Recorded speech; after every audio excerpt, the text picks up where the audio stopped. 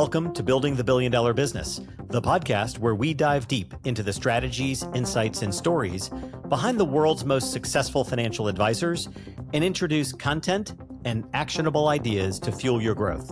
Together, we'll unlock the methods, tactics, and mindset shifts that set the top 1% apart from the rest. I'm Sclafani, and I'll be your host.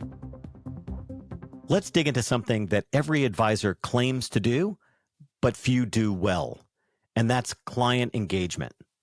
Let's get this straight. Sending birthday cards, quarterly emails, or even scheduling the annual review, that's not engagement, that's maintenance. True client engagement is emotional, intentional, and value-driven. And when done right, it becomes a differentiator no competitor can copy.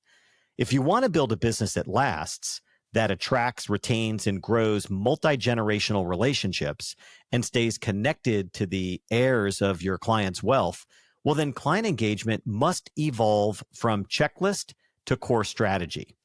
In coaching sessions, I hear this all the time. We have great engagement. Our client retention is over 97%. We're constantly staying in touch. But when I ask, how? I get a list of transactions.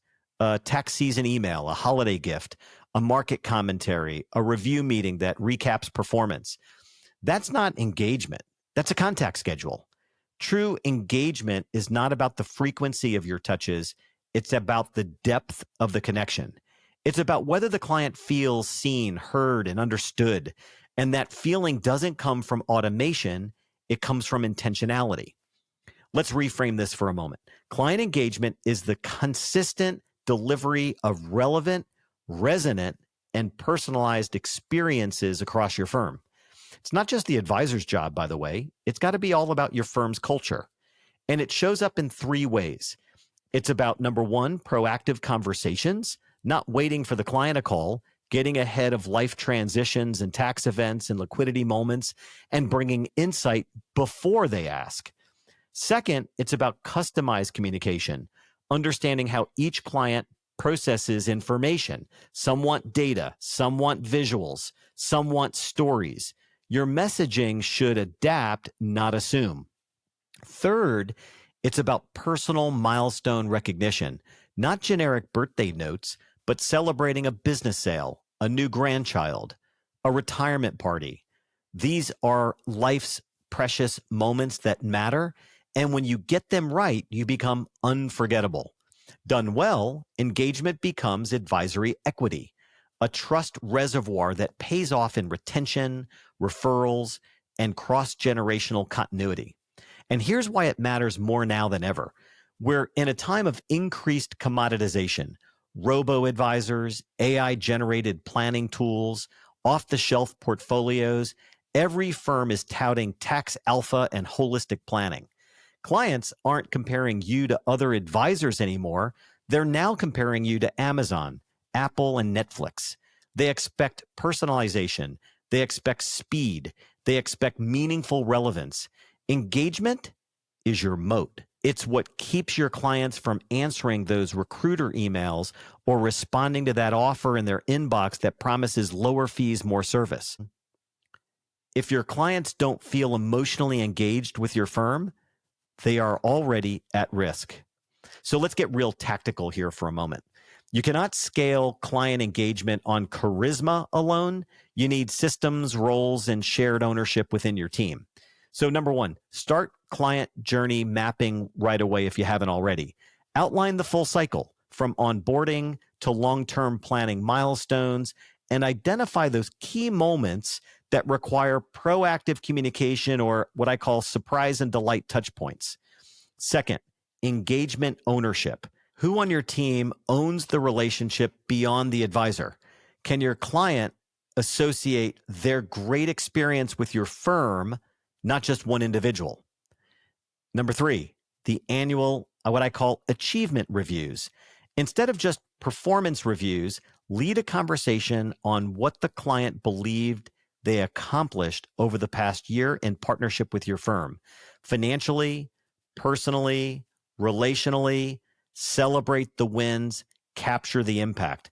One of the powerful questions you want to ask in every client meeting is, since we last met, what do you believe we've achieved together? Be prepared to jog the client's memory with all that you've been working on and what your team has delivered during that period of time. Number 4, their feedback loops. Don't guess how engaged your clients feel. Ask.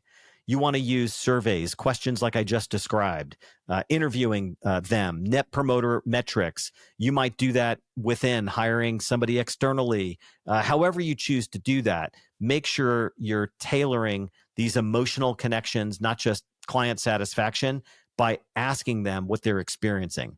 Remember, what gets measured gets managed. Here's the real opportunity. Most firms are still treating engagement like a luxury. The best firms treat it like a strategic asset.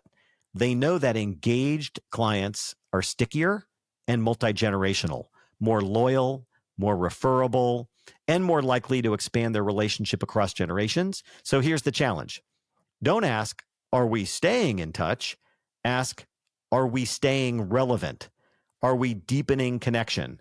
Are we creating moments that matter? Because if you want to build a billion-dollar business, you better start engaging like one. Start with your top clients, revenue per household, and work your way down asking these questions. With each episode, we introduce these future-oriented coaching questions. Today, there are 3. Please use these questions to reflect on the short episode today. Number 1, what moments in your client experience could become more intentional, more personalized, and more meaningful? Number 2, where are you relying on routine communication instead of true engagement? And how can you shift the conversation? And number 3, if your top clients were asked to describe how your firm makes them feel, what do you hope they would say? And what do you need to change or improve to make that true? Well, thanks for tuning in, and that's a wrap. Until next time, this is Ray Sclafani. Keep building, growing, and striving for greatness. Together, we'll redefine what's possible in the world of wealth management. Be sure to check back for our latest episode and article.